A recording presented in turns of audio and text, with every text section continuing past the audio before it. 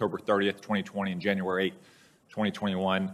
You also say you'd be happy to make available various documents. I want to ask for 3 sets of documents, if we can get them. I think the first 2 should be fairly straightforward. One, could we get the list of people who joined you on those calls by name and by title? Yes. U.S. officials. Yes. 2, could we get a list of similar calls you have made to your military counterparts around the world from, say, September 1, 2020 to January 20th, 2021? Sure. Yes. Again, I think there should not be an issue. There should not have any classified information. Third, you mentioned in that written statement that you, shortly after those 2 phone calls with General Lee, circulated readouts within the Pentagon and inside the interagency partners you have. Could we get those readouts as well? Yes. Secretary Austin, can I get your commitment that you'll work with General Milley and his team to get that to us both as quickly as possible and without unnecessary classification? Yes, Senator. Thank you. Secretary Austin, on May 8th, you conducted at the Pentagon what's known as a rehearsal of concept drill, also called a rock drill. Is that right? That's correct. And that's pretty important, especially for such a significant decision as withdrawing from Afghanistan. Is that right? That's correct. And it's been reported that you attended, General Milley attended, Jake Sullivan attended, Bill Burns attended. Is that correct? That's correct. Did Tony Blinken attend? His deputy attended, Senator. His number 2 deputy, Wendy Sherman? No. Brian McKeon. Yeah, McKeon. His number 3 deputy, Brian McKeon. Do you know where Tony Blinken was on Saturday, May 8th? I don't. I don't. Do you know if he used any DOD resources to travel between May 7th and May 10th?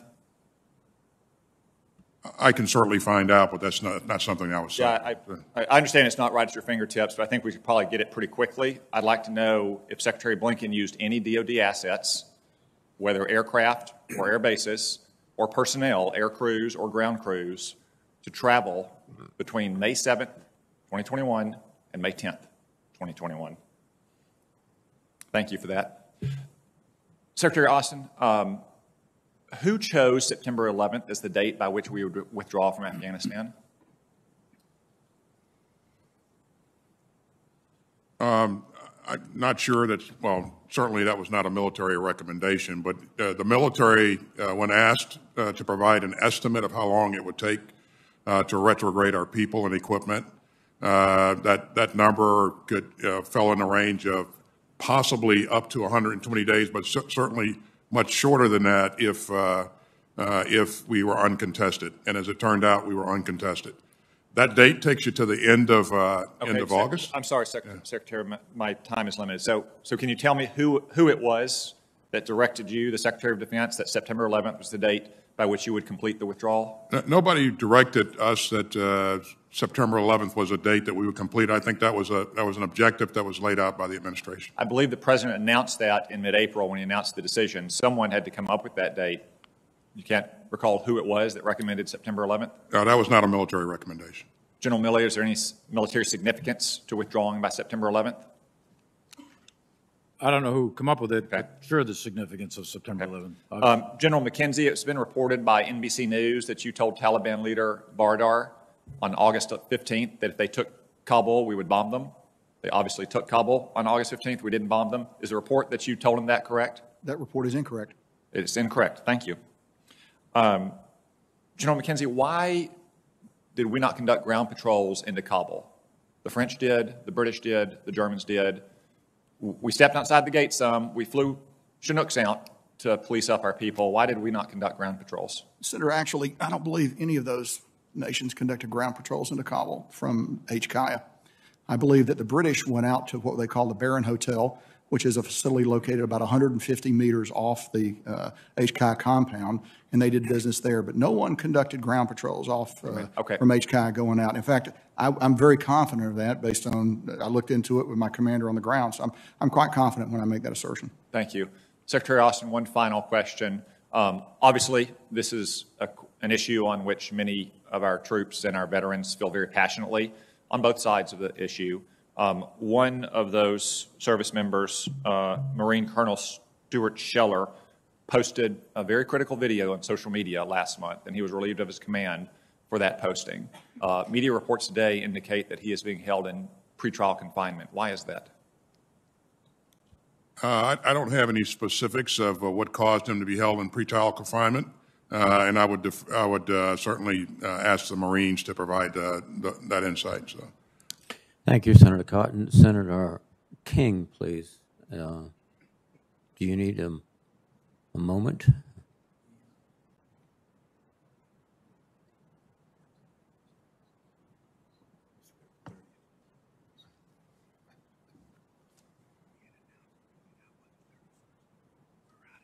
Discussion that we've had thus far today is a peculiar one about decisions. And the assumption seems to be that you could make a different decision, for example, on August 31st, and everything would have been okay and we would have gotten more people out. My understanding, General Milley, is that it was your view that making that decision to go beyond August 31st, and I'm using this as an example, would have had consequences which you and your colleagues judged would be far more damaging and dangerous to American lives than the decision to leave on August 31st, including being back at war with the Taliban, subject to terrorist attacks, and subject to perhaps airplanes being shot down by the Taliban. Can you, am I right about this, where the risk calculus was? That's correct, Senator. We said risk to mission, risk to force, and risks to remaining American citizens in Afghanistan was going to go to extremely high, beginning 1 September if we stayed past 31st with U.S. military forces. And you use that term risk to mission, risk to force as a kind of, that's a descriptive phrase, but we're talking about potentially hundreds of American lives, are we not? Well, when we talk risk to force, we're specifically talking casualties, killed and wounded. And our estimate, my estimate at the time, this is 25 August we're talking about, is if we go to war with the Taliban on the 1st of September, there were 6,000 Taliban and 56 checkpoints in Kabul at that time. We would have had to clear Kabul. We would have had to reseize Bagram in the road, this 30 miles of road in between Bagram and Kabul. That would have taken a significant amount of force. We're looking at probably a core operation. We probably, my guess is that we would have had significant amounts of killed and wounded.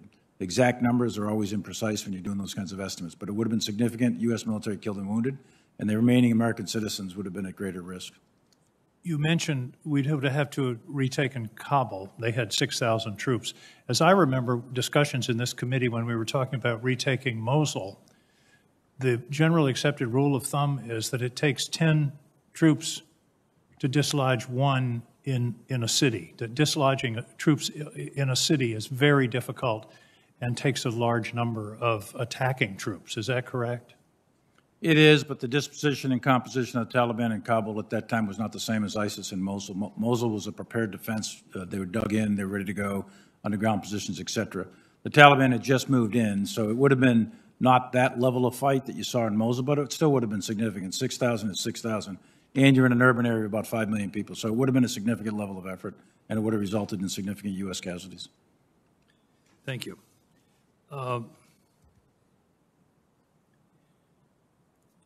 Do you know, and I want to be clear on this, there was a deadline in the Doha Agreement of March 10th for the beginning of negotiations.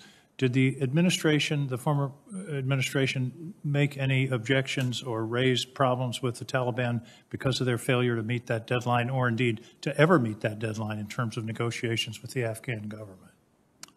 I don't have personal knowledge of that. Zal Khalilzad might be a good one, our former Secretary of State, but I don't personally know. General McKenzie, I don't want to go over the same ground, but do you agree with General Milley that had we gone beyond August 31st, that decision wasn't just, oh, we're going to abandon Americans. It was, if we stay until September 1st, we would have to make an additional troop commitment and our troops would be at risk. Is that correct? Senator, that's exactly correct. And actually in the meeting in the tank with the JCS, I was the principal briefer who advanced that argument, and that does reflect my position. Thank you. Thank you, Mr. Chairman. Thank you, Senator King. Senator Rounds, please. Thank you, Mr. Chairman. In listening to your testimony today, and I've appreciated the amount of effort that you put into being very clear with us, it seems to me that we have left a power void in Central Asia that has already increased the threat of terrorism and has provided significant opportunities to our adversaries. Secretary Austin, a little while ago you indicated that, and I believe your term was that if we would have had to have made an earlier withdrawal, perhaps in April or May, that it would have been very, very difficult to have had that completed in an orderly manner. And I think that's the way that you described it. Is that correct, sir? That's correct, sir. I think also, sir, you would probably agree that the withdrawal on the August 30th, August 31 deadline was probably not done in an orderly manner either, was it? There are two issues here, Senator, if I may. First of all, you'll recall that we stated that General Miller planned for an orderly evacuation of people and retrograde of equipment.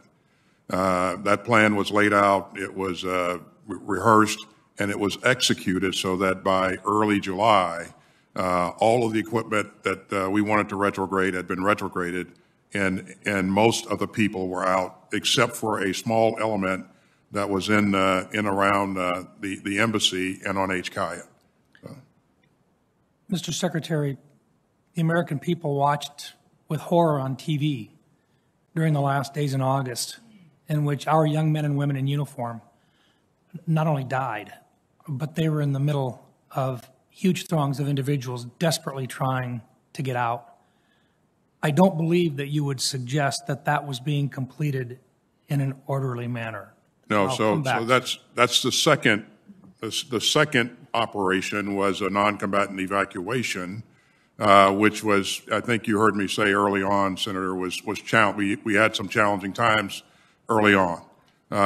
We recovered from that, and were able to. But you would, Mr. Secretary, you would not consider that to have been done in an orderly manner, would you? I would say overall we endured challenges, but again we were able to get out an enormous amount of people.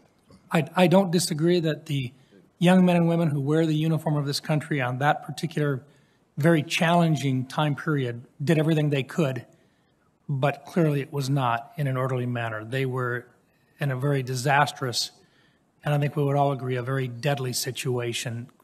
Would you agree, sir? And you heard me say so, Senator, that it was a very dangerous situation that we're in, and despite that, they were able to fight through the challenges, and because of their heroic efforts, we were able to do what we did. So. Mr. Secretary, the reason why I ask this is because I think not only American citizens saw this, but I think our allies saw it as well, and I think what they saw was, first of all, that because of the date certain rather than a conditions-based withdrawal, because of a decision that was made by our president, because of that, we left American citizens behind.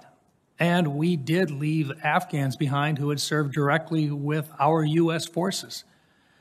And it appears that many of them believe that we did not appropriately consult with them about our activities in a timely fashion. And finally, to look at and to see American equipment being left there, even if it's not quite ready for use, but most certainly there in the hands of the Taliban, did not help our position with our allies, sir. Let me just move on very quickly. General Milley, I've got just less than a minute left on this, and I just wanted to comment. I think your second statement in which you shared with the American people and with us today, an expression of how in a very unclassified way, how the nuclear chain of command works. Part of this, and some of us have had the opportunity to observe in a tabletop exercise how that actually works with the processes working their way through with the president on down and the questions that are asked and the responses required and so forth. The 2022 NDAA has some very specific exercise requirements that the White House and other members are required to follow through. Do you know if either President Trump or President Biden had the opportunity to do a tabletop exercise and actually listen to the questions that were going to be asked of them, should there ever be the possibility of the use of nuclear weapons? I do not know if either one, President Trump or President Biden, has gone through that tabletop exercise. Thank you. Once again, thank you, gentlemen, for your service to our country. Thank you, Senator Round. Senator Rono, please. Thank you, Mr. Chairman. Secretary Austin, my colleague, Senator Duckworth, mentioned the idea of an independent commission to evaluate what happened before, during, and after the war in Afghanistan. So, Secretary Austin, are you open to such an effort? Senator, I will always, as you would expect, always cooperate with my oversight committee. Yes, because I, for one, very much agree that this is a 20-year war, and there are 4 presidents involved, and I'd like to ensure that there are some lessons learned from a 20-year forever war. And at the same time, I feel as though the Republicans have made a total about-face, a U-turn regarding the war. I thought that they wanted the war to end, and they were very supportive of President Trump when he made the deal with the Taliban to get out. So there's that, and clearly there are lessons to be learned in terms of the evacuation, but I think the decision to get us out of this forever war was a good one. Secretary Austin, the President, I want to move to a slightly different topic.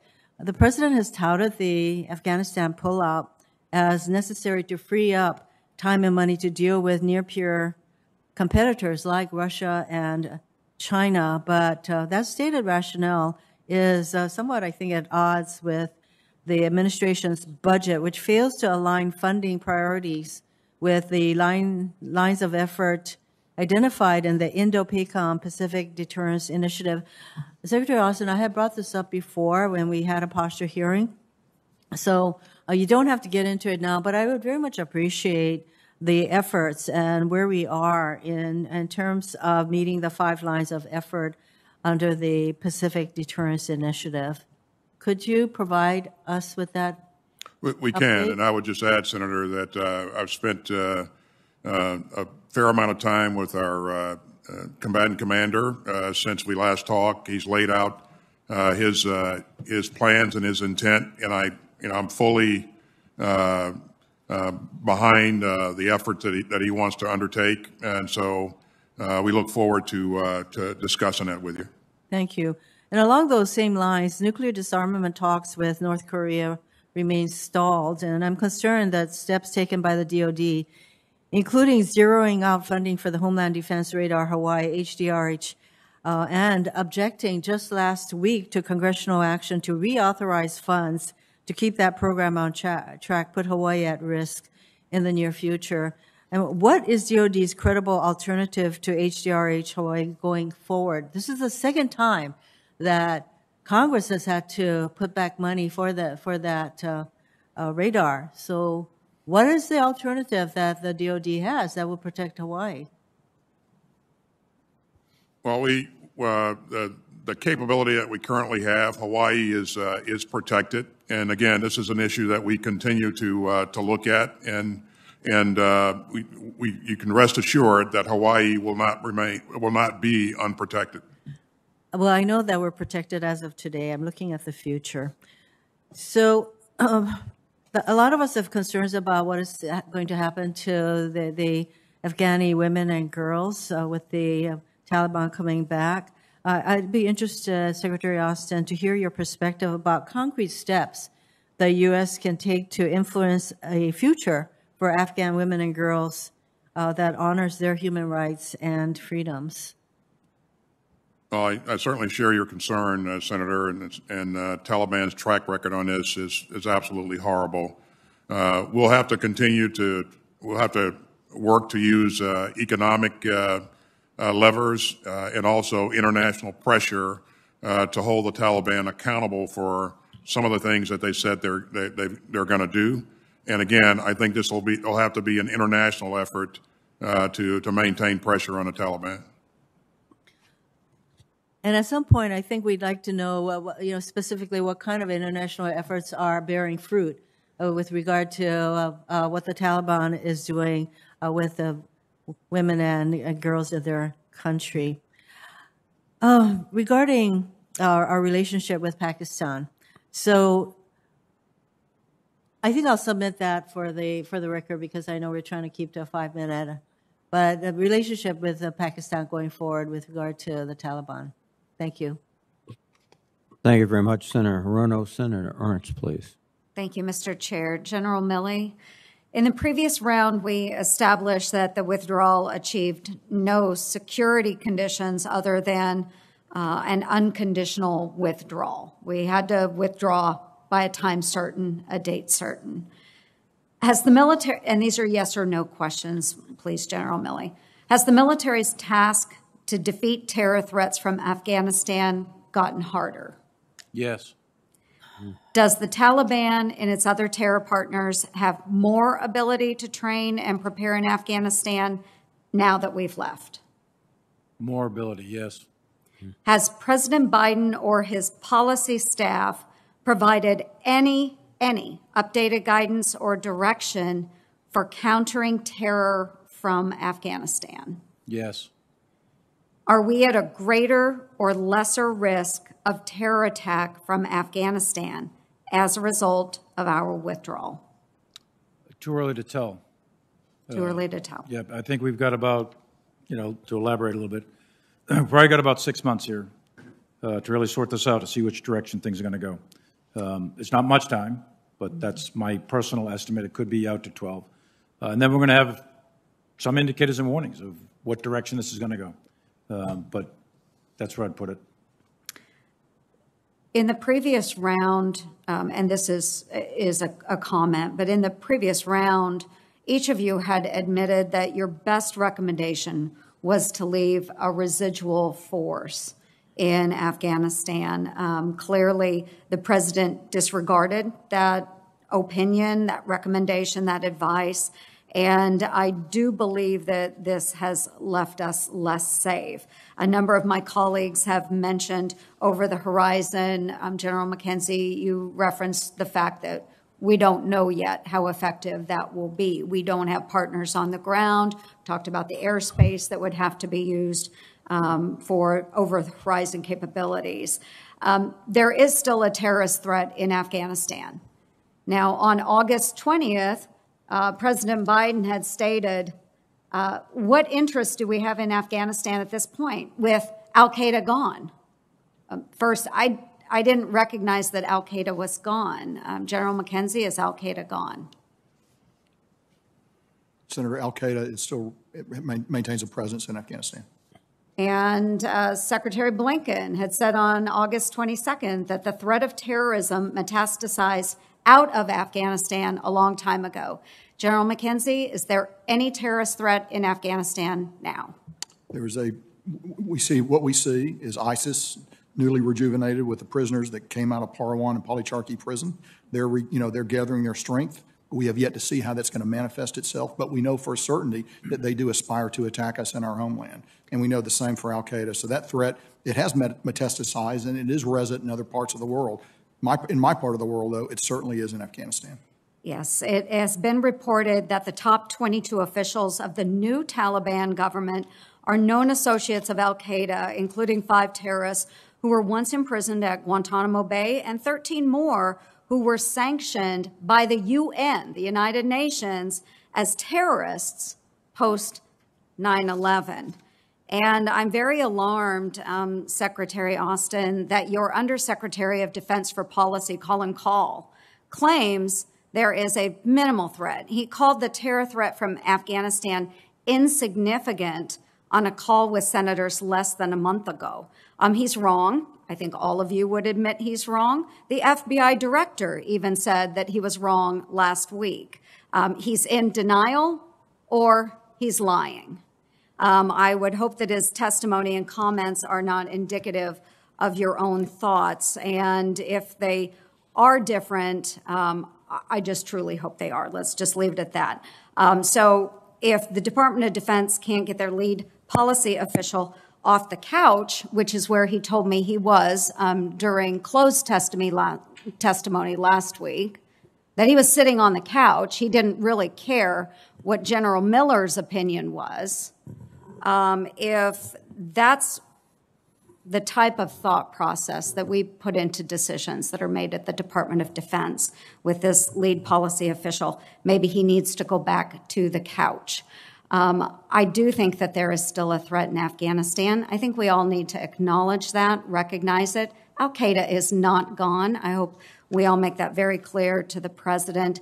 And we will have to have additional discussions about over the horizon as things develop in the upcoming months. Thank you, Mr. Chair. Thank you, Senator Ernst. Now let me recognize Senator Gillibrand, please. Thank you, Mr. Chairman.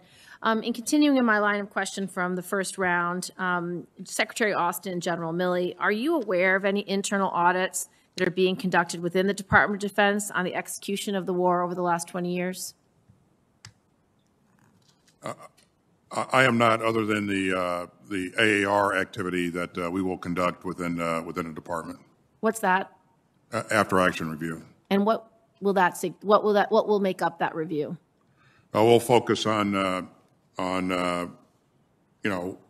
things that have occurred as a part of this latest operation.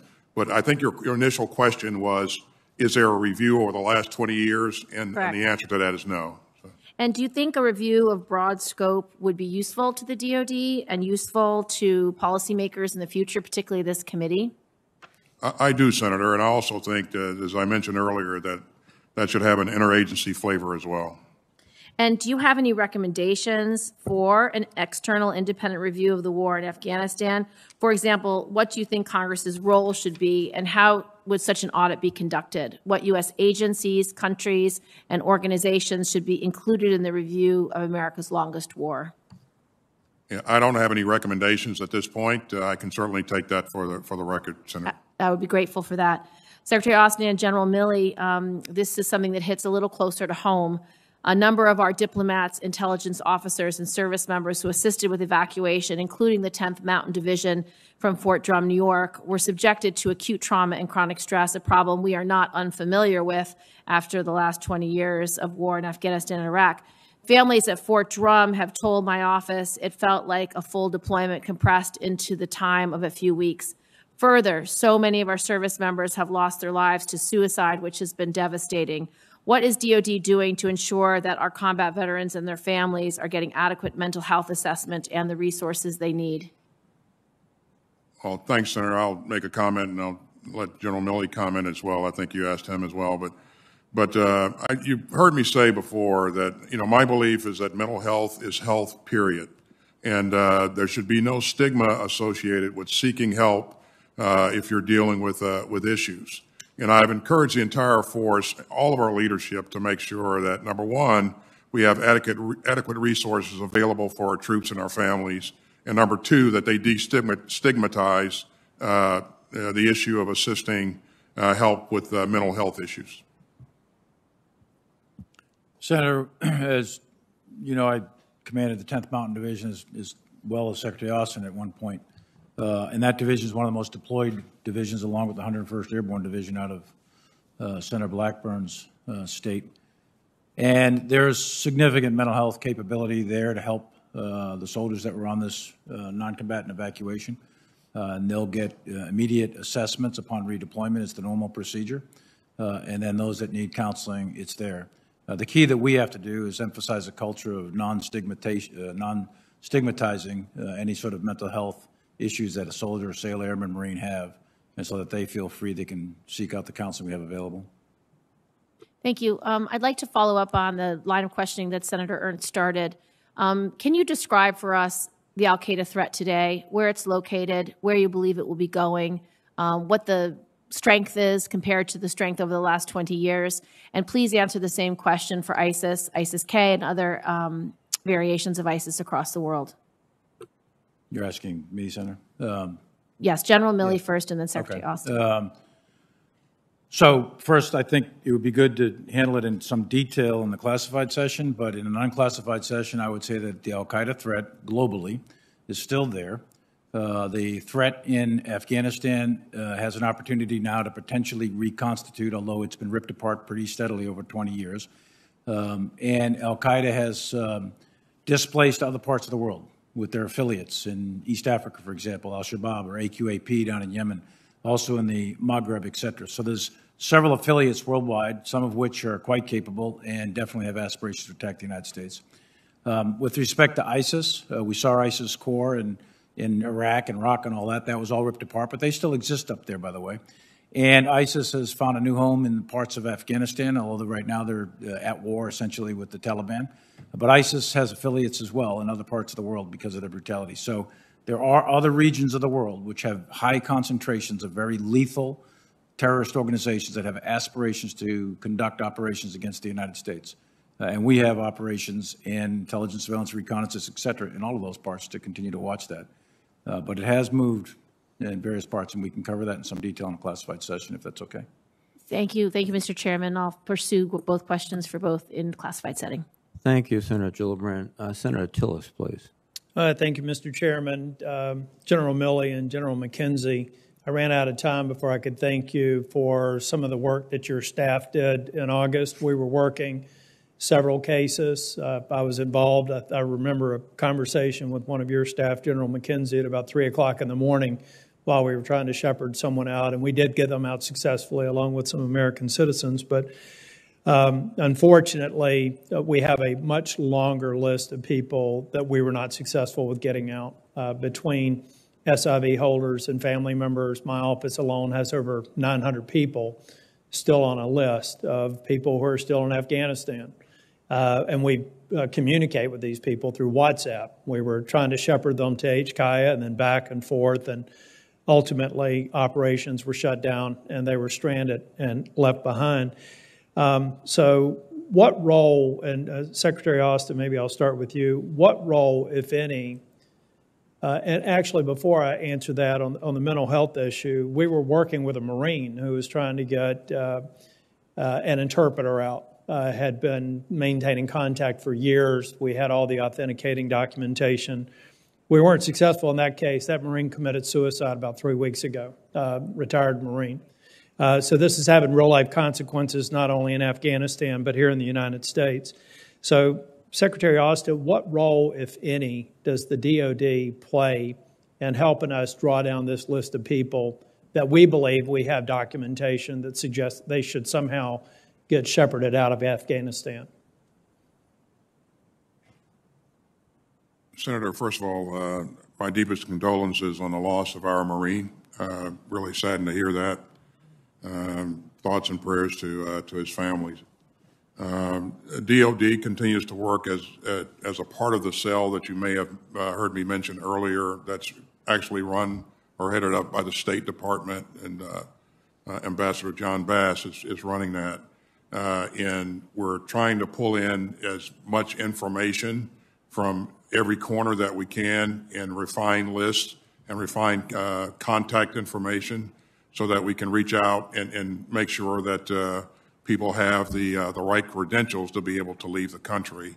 And so we continue to work with as a part of the state effort on this issue. I think it'd be helpful to find out what our point of contact was. It was literally me reaching somebody to see if they could help me or moving it up the chain of command to where I was able to personally intervene in several cases. General Milley and General McKenzie, some people have said we're glad that we've ended this war. Is the war on terror over? General Milley? Absolutely not. General McKenzie? The war on terror is not over, and the war in Afghanistan is not over either. Has the exit from Afghanistan made the war more challenging for us or less challenging with respect to continuing to try and protect the homeland and U.S. interest abroad? Senator, it's made it more challenging. General Milley, you agree? Yeah, absolutely. A related note, a Wall Street Journal article published on August 31st said U.S. officials acknowledged the military has lost 90% of the intelligence collection capabilities it had using drones before the drawdown. Do you agree with that? I didn't see the report. It said, say again what it said? It said we have lost 90% of our intelligence collection capabilities it had using drones before the drawdown. I'd have to go look at the actual math. I've got my J2 actually doing that right now to determine the level of ISR assets and the statistics. It is significant. I don't know if it's 90%, but it's significant. On the SIVs and folks that are stranded in Afghanistan, is it fair to say that our human intelligence network, given the current status and the fact that many were left behind, is it fair to say that that's been stressed even more so than our drone surveillance capabilities? I mean, do we have much in the way of human intelligence on the ground in Afghanistan today? We can explain that, I think, in good detail in a classified session, but there is still, yes. Do we also, back to General or Secretary Austin, I think it's so important for us to show that we're going to move heaven and earth to try and get these others out of Afghanistan, because this not only has an impact in Afghanistan, it has an impact anywhere. You know, SIVs are not unique to Afghanistan. People working with us, human intelligence on the ground, keeping our forces safe is something that's standard operating procedure in a lot of dangerous areas. So I hope that we recognize that we owe it to the people of Afghanistan, but we owe it to our men and women in uniform to get this right. Thank you.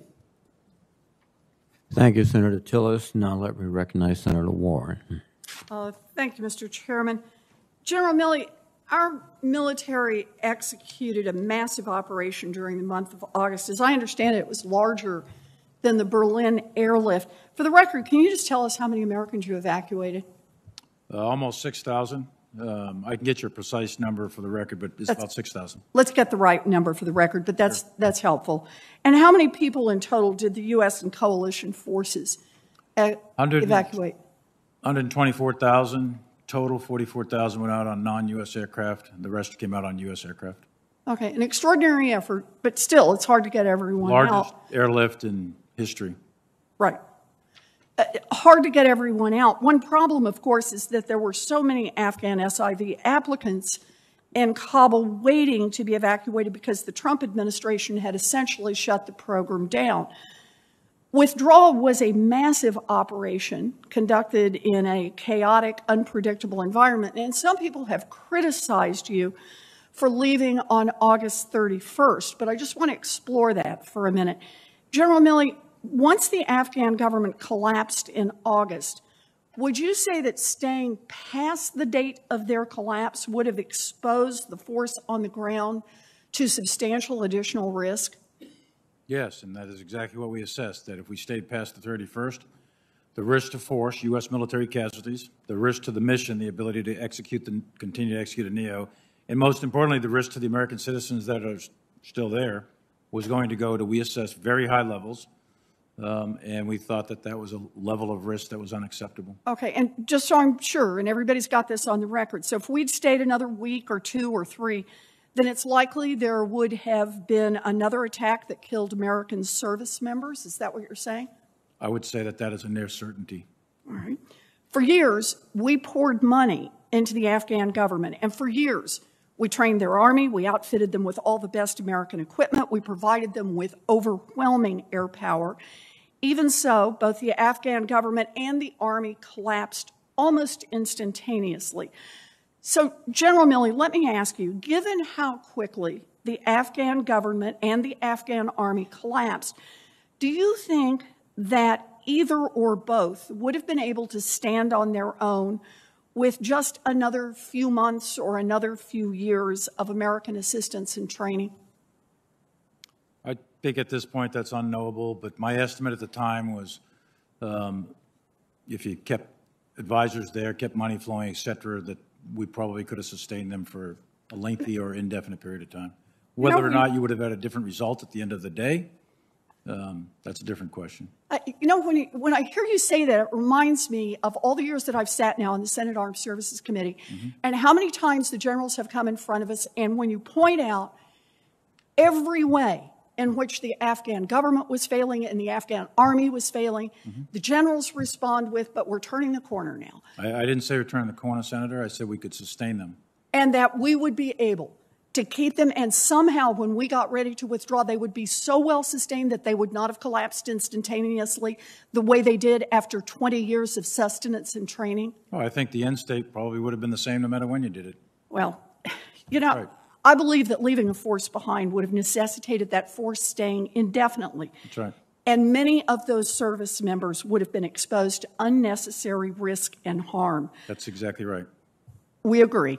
And I also just want to say, this week we will have our 5th hearing on Afghanistan in the 8 months since President Biden took office. During the Trump years, as the Afghan government and the Afghan army racked up one failure after another, the Republicans seem far less interested in this topic, holding one public hearing a year. The Republicans' sudden interest in Afghanistan is plain old politics. It is not the kind of oversight that we should have been exercising in years past. So thank you, Mr. Chairman, for calling this hearing. Thank you very much, Senator Warren. Senator Sullivan, Thank you, please. Mr. Chairman. And just to my colleague's statement, it's a little bit rich coming from one of my colleagues on this committee who wants to gut the military and its readiness. So, but that's a whole nother issue. I want to get back to my line of questioning from this morning, and I will tell you again, gentlemen, I've never seen so much anger, at least from my constituents, who've witnessed a fiasco, a humiliation, a president who is consistently telling falsehoods to the American people, and the issue of there's no accountability. And you gentlemen have spent decades serving your country honorably in combat. I have the utmost respect for your service, your fidelity to America. And importantly, you've dedicated your lives to an institution that has a culture of strict accountability and responsibility up and down the ranks. I mentioned a few examples this morning, the collisions of the USS McCain and Fitzgerald. Everybody up and down the ranks, including the 3-star admiral, was relieved. The recent, very tragic Marine AAV accident, everybody up and down the ranks, including the commanding general of the 1st Marine Division, was relieved. If you're a Marine or Army 2nd Lieutenant training your platoon on patrol and one of your soldiers loses his NVGs or his rifle, that lieutenant is going to get relieved. But on this issue, one of the biggest national security fiascos in a generation, no one is accountable. And the American people are livid because they saw it, they see it, they know. It's a debacle. General Milley, this morning you called the Afghan retrograde a logistical success, but, quote, a strategic failure. I appreciate your honest assessment. I believe the President of the United States is solely responsible for this. Mr. Secretary, do you know if anyone, the National Security Advisor, the Secretary of State, or Undersecretary for Policy of DOD has offered their resignation to take responsibility for this fiasco? I do not. Okay. I do not, but I don't believe they have. Okay, thank you. Given the military culture of accountability that all of you gentlemen come from, and again, I respect that more than almost anybody, have any of you offered your resignation to the President at any time since his decision to withdraw? And General Milley, I understand your earlier answer to this question, that senior military advisors and officers can't resign every time they disagree with the President. I actually agree with that. But after the President's decision, when the American people see such a strategic failure, as you called it, that's undermining our national security, they expect accountability, and there has been none. So have any of you accepted that accountability or responsibility? I'm accountable for my actions. And No, I'm just talking about a resignation. I have not submitted my letter of resignation. Mr. Secretary? No. General? I have not submitted a letter of resignation. Mr. Secretary, I want to know, what will it take for someone, anyone in the Biden administration to take responsibility or accountability for this national security fiasco? Anyone? Senator, from a DOD perspective, again, you heard me say that we'll continue to review our actions, and we won't hesitate to be critical of ourselves. And if there's someone that should be held accountable for an action, then we'll certainly do that.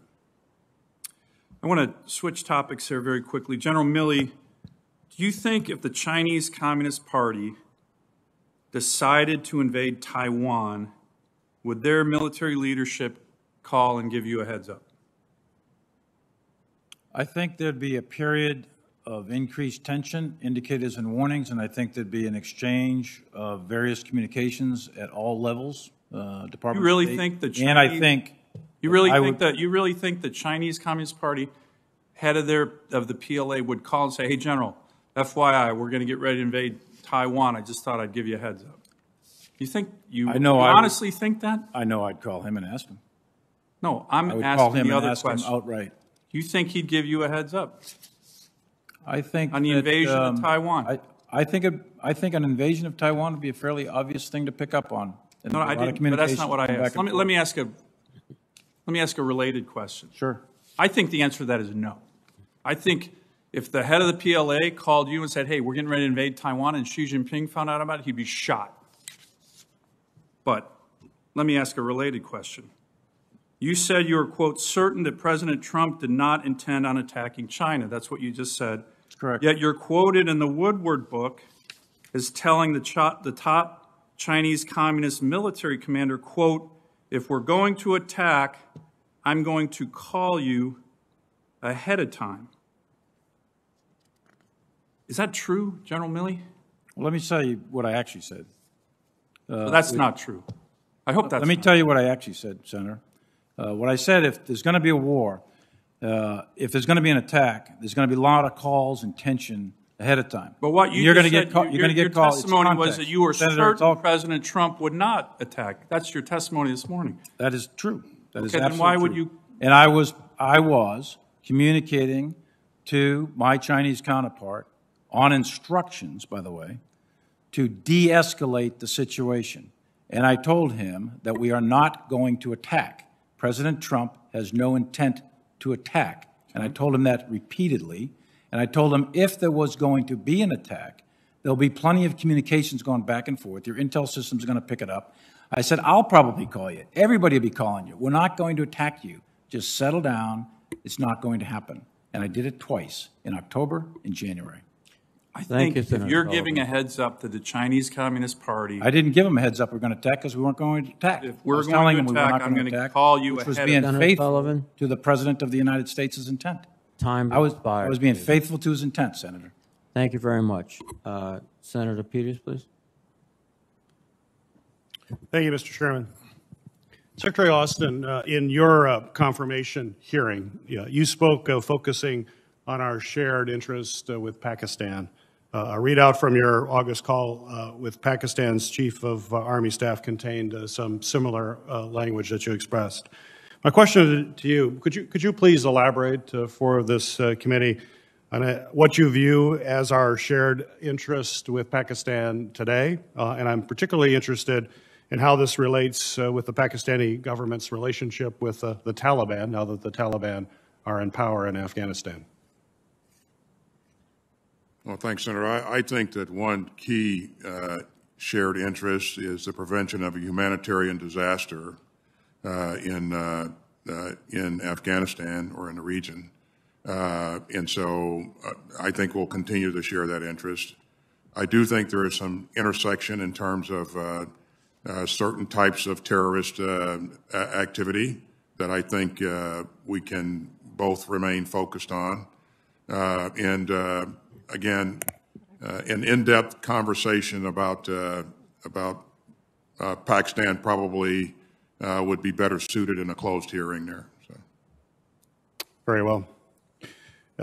I understand that there were certain airplanes, helicopters, and ground vehicles that were disabled as forces left and as the Afghan forces were overrun. And right now, I don't want to talk about the operability of a Humvee or a MRAP or the pictures we saw of Taliban sitting on grounded C-130s. What concerns me more is the potential for our strategic adversaries to have some time and space to examine the technology inside those vehicles to find vulnerabilities. And Even if a system has been disabled, in some ways destroyed, reverse engineering can still be used on those systems and can provide information to sophisticated adversaries that may get a hold of this. And as all of you know, we harden our supply chains to protect military technology. It's a matter of national security. So my question for you, Secretary Austin, is the department now conducting an extensive counterintelligence assessment of equipment to get a sense of what might be reverse engineered, and how do we protect against any use of that information against our forces? We will continue to assess what's exploitable, Senator. I would flag for you that all of this equipment is not high-end equipment. Again, the equipment that we had for our use was retrograded as General Miller drew down the retrograded equipment and drew down our forces. I would also like to flag for you, sir, that while the number $84 billion has been bounced about quite a bit, that's the number that we invested in Afghan security forces over a 20-year period of time, and less than 20% of that was dedicated towards Afghan equipment. Most of that money was focused on sustainment and salaries and those types of things. General McKenzie, if you could go back in time and change one thing about the strategy in the last 6 months of operations in Afghanistan, which could have alleviated some of the chaos that we saw at the end, what would it be? In the last 6 months, Senator would, of course, infer that the decisions made were going to zero. I think I go back to, could we have gotten more people out earlier in the process? By that I mean U.S. citizens. And I know the embassy put out at least a dozen notices to U.S. citizens to leave. I know that the ambassador was very aggressive on that. I would have liked to maybe have seen done more there, more done in that regard. Additionally, perhaps to try to get more of the SIV population out.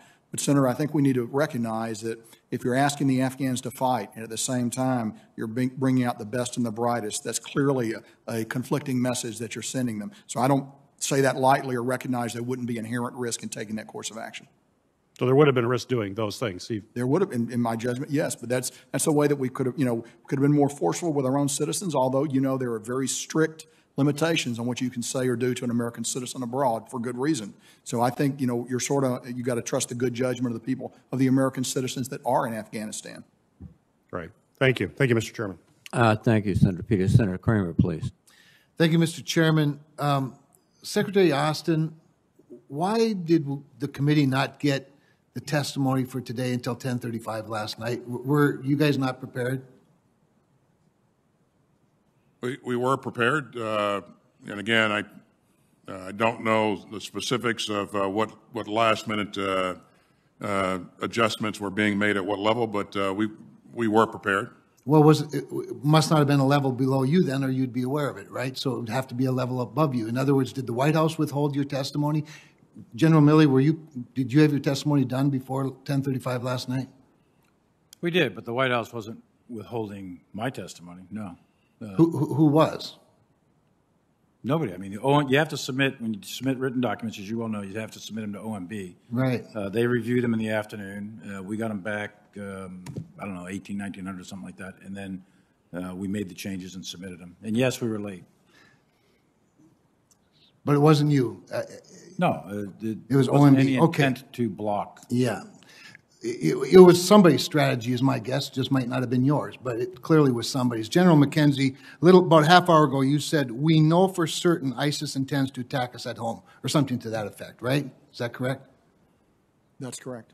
So 20 years ago on September 11th, when the terrorist hijackers took over 4 aircraft and attacked the homeland, all of them came here on a visa, correct? Now, in the last 20 years, Al-Qaeda, ISIS, Taliban, they haven't acquired ICBMs or a Navy or an Air Force, as far as we know. So if they are going to carry out that intent, they're going to have to get here themselves. And that means either through a visa program or as refugees across the southern border. My question to all of you is, isn't national security tied directly to good immigration security? And do you feel like we're adequately prepared to protect the homeland from visa holders and refugees? Senator, in the case of ISIS, I think we've done a remarkable job over the last 2 decades about hardening the entry process and making it very difficult for them to get their agents into the United States. And that's a matter of record just based on performance. The same thing with AQ. The larger discussion about immigration, I defer to the Secretary and the Department. Well, I would submit to you that as good as the work's been done in the last 20 years, the last 6 or 7 months, it's been pretty well degraded, I would say. Others, immigration policy pretty important to national security? It absolutely is, Senator. And again, I wouldn't want to, again, that's the domain of Secretary Mayorkas. And I know that he and the interagency continue to work that very hard. All right. According to CENTCOM press release, General, post-strike, this is a quote now, post-strike reflections indicate that Kabir Adi was directly connected to the ISIS-K leaders that coordinated the August 26th attack at the airport. The way I read that, the actual ISIS-K leaders who coordinated the attack are still out there. Is that true? I'd prefer to talk about it in private. I thought you might. I look forward to that, and I yield back. Thank you, Mr. Chairman. Thank you very much, Senator Kramer. Now let me recognize Senator Duckworth, please. Thank you, Mr. Chairman. Mr. Secretary, I just wanted to say thank you. I just received a letter this morning in response to a letter I'd written to you and Secretary Blinken asking about the process of certifying that somebody did work for the DOD as a contractor. I do want to say that a response is a good one. I think you've made, with regards to Project Rabbit, which I'll give you a couple minutes to talk about, but it seems that you've reviewed over 7,800 employment records and matched over 3,400 of those pre-com applicants. Would you like to talk about Operation Rabbit just a little bit? Well, only to say that, I mentioned earlier, Senator, that this, when this question came up, that this is important to us. We think we have to do everything we can to shorten the amount of time that it takes for somebody who's worked with us before to be able to verify that they have worked with us. We're going to continue to work on this. And again, one of my major directorates is focused on this. And we'll work with the committee on this if you have further requirements. But thanks for your support in this regard. Thank you. And I know each one of us probably does have folks who've contacted our office seeking help in verifying their employment as a contractor, not just under DOD, but also with state. I'd like to shift gears a little bit and talk about Mark Frerichs. Although military operations have ended, an Illinoisan and a veteran of the U.S. Navy, Mr. Mark Frerichs is still being held hostage in Afghanistan. He was abducted in Kabul on January 31st of last year. And while he's been held captive too long, recent reporting in Newsweek indicates Taliban willingness to engage on his release. Anas Haqqani, a senior Taliban official, confirmed that U.S. and Taliban negotiators have discussed my constituent and said about the prospect of a deal to secure Mr. Frerich's freedom, quote, "There are attempts between the political bureau and the United States envoy, which we hope will be successful in this regard. We must continue to press for Mr. Frerich's swift and safe return.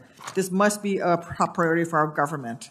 And in August, a Pentagon spokesperson stated the DOD is laser focused on returning him home safely to his family and where he belongs. And Secretary Austin, I know from our numerous conversations, including just yesterday about my constituents, that you have been personally involved in attempting to secure his return, both in your engagements with your counterparts in the region and in your role as a member of the Principals Committee of the National Security Council. Can you please update me on your discussions regarding Mr. Frerichs with your foreign counterparts, as well as your interagency partners in our government? And I know his family is probably watching this testimony today. Well, this is, as you have indicated, Senator, I want him back.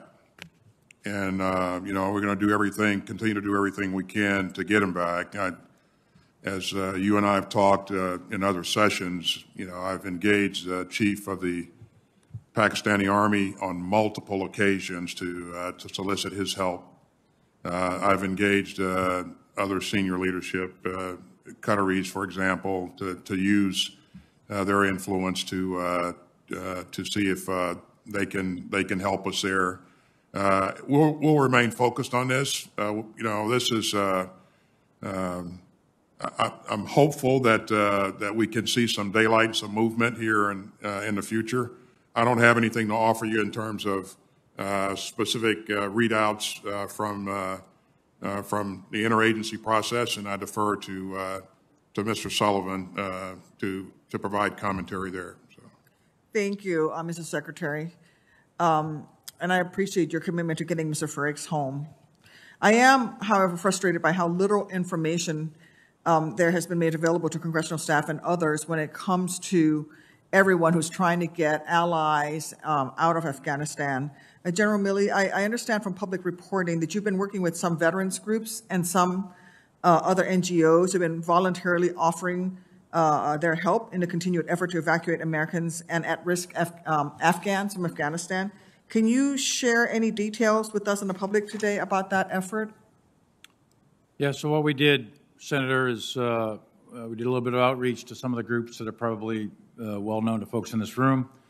Had them in for some sessions in the Defense Department to get coordinated so we could have a common operating picture of what SIVs, what P1, P2s, and what American citizens, most importantly, are still there, try to get the information in a singular database, et cetera, from the various groups. In addition to that, get them linked into Ambassador Bass, because he is the single focal point with the Department of State, which we've done that now.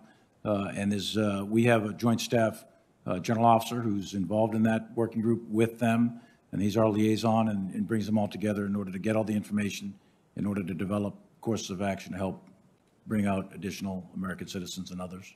Thank you. And will you commit to communicating with me and all of Congress about this partnership, and so we can help facilitate the connections with these people who still remain at risk and are contacting us through our various offices? I will. It is being run by the Department of State, but I will work with the Department of State to make sure that they get it over to you. Yes. Thank you, Mr. Chairman. Thanks for watching, and if you haven't already, please consider subscribing to our channel. And while you're at it, please leave us a comment. Thank you for watching.